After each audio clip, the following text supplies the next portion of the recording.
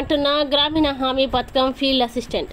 ప్రకాశం జిల్లా గిద్దలూరు మండలం నరవ పంచాయతీ బైనపల్లి గ్రామంలో ఉపాధి హామీ కూలీలుగా పనిచేస్తున్న కొంతమంది తమకి పనికి తగిన వేతనం ఇవ్వడం లేదని ఆవేదన వ్యక్తం చేశారు. ఈ సందర్భంగా ఉపాధి హామీ కూలీలు మాట్లాడుతూ గ్రామ ఫీల్డ్ అసిస్టెంట్ ఉపాధి హామీ కూలీలకి పనికి తగ్గ వేతనం ఇవ్వలేదని, కొంతమంది ఉపాధి హామీ కూలీలకి రాకుండా ఉన్నటువంటి వారిని కూడా రిజిస్టర్లో పేరు నమోదు చేసి వారికి ఎక్కువ డబ్బులు అందిస్తున్నారని, రోజు కూలి వెళ్లిన వారికి నామమాత్రపు డబ్బులు ఇస్తున్నారని, ఇదేంటని ప్రశ్నిస్తే గ్రామ ఫీల్డ్ అసిస్టెంట్ ఇష్టారాజ్యంగా వ్యవహరిస్తూ మీ ఇష్టం ఉన్న వారికి చెప్పుకోండని బూతులు తిడుతూ అసభ్య పదజాలంతో మాట్లాడుతుందని, ఈ వ్యవహారం గత 2 సంవత్సరాల నుంచి జరుగుతుందని, కాబట్టి గ్రామ ఫీల్డ్ అసిస్టెంట్ను తొలగించి గ్రామ ఫీల్డ్ అసిస్టెంట్ వేధింపుల నుండి తమకు న్యాయం చేయాలని శుక్రవారం రోజున గిద్దలూరు మండల గ్రామీణ ఉపాధి హామీ పథకం ఇన్ఛార్జ్ ఈసీ నాగేశ్వరరావుకి వినతి పత్రం అందించామని తెలిపారు.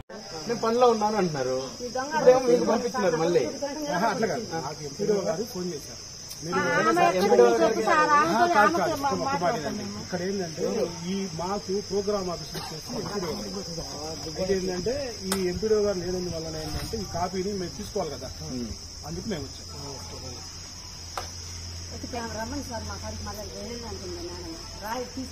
వస్తాం ఎందుకు రారు? కాకపోతే ఎట్లా మీకు అది వచ్చి అది నిజమా కాదు పరిష్కారం చేయాలి కదా.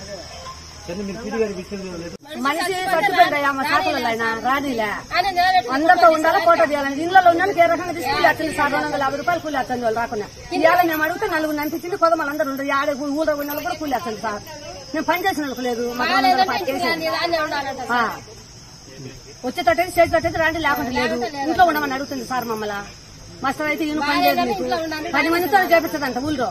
ఆ రకంగా బెదిరిస్తుంది. అన్నీ పంచాయతీలోని ఉపాధి హామీకి వెళ్తే ఆమె అరుణ ఎలా అంటే అలా తిడుతుంది మమ్మల్ని.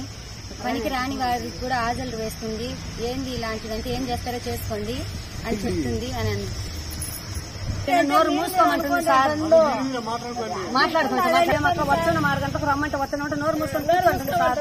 ఏం సిగ్గుందా లేదా రావడానికి అంటుంది, బుద్ధిందా లేదని అడుగుతుంది సార్. ఏం మాట్లాడాలా, ఏం చేస్తారో చేసుకోకుండా ఏం చేస్తావు నీకని. ఆ నైట్కి అందరూ భయపడి ఉండరు, 300 జనం భయపడి ఉండరు సార్. నైట్ నోరు ఎత్తే నీకెందుకు నన్ను ఎత్తి కొడుతుంది వచ్చి మళ్ళీ మాట్లాడితే.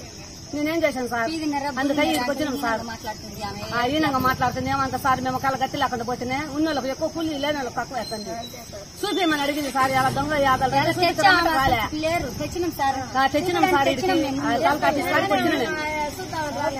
లేకుండా నీకు పని లేదు, నీకు మస్టర్ ఈయనంటుంది. ఏం చేసుకుంటే చేసుకోమంటుంది సార్. నేనేం చేయలేక ఇక్కడికి వచ్చినా. మాకు న్యాయం చేయండి సారు. మాకైతే ఆమె వద్దు మళ్ళీ మాట్లాడితే. ఆడికి లేకుండా మాట్లాడుతుంది